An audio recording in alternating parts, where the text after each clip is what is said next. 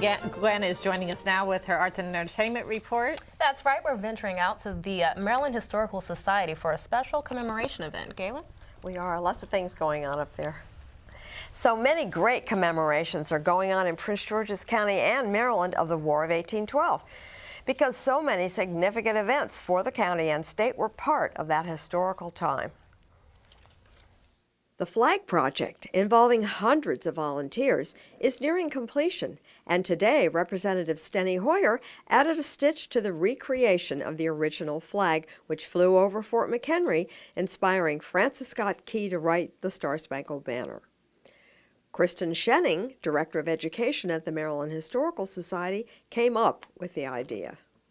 We have basically, when we were putting together the programming for the war, the anniversary of the War of 1812, the bicentennial celebration, I really wanted to have something that was very hands-on, that people could really interact with and open a door to the past, to have them understand better what this war was all about, you know, and some of the really interesting national symbols and images and people that came out of this conflict. And War of 1812 tends to be the forgotten war, but it really is a war that helps us define who we are as Americans. And the Star-Spangled Banner flag and the Star-Spangled Banner, the national anthem, come out of this. And it's a very important time in history, especially here in Maryland, especially in Baltimore.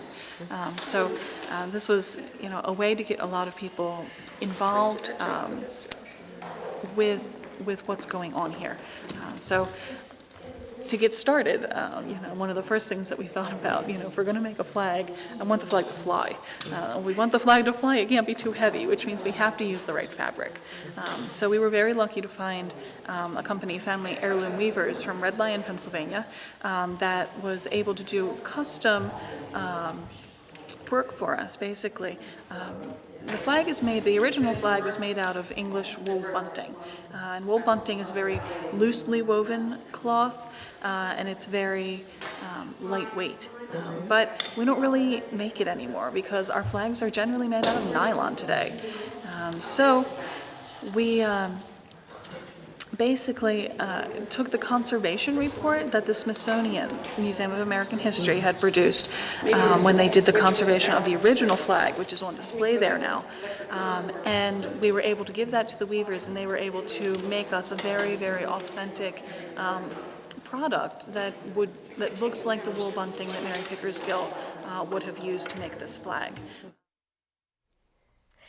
Stitchers have come from all over the world to be part of this project, hand-stitching the replica flag.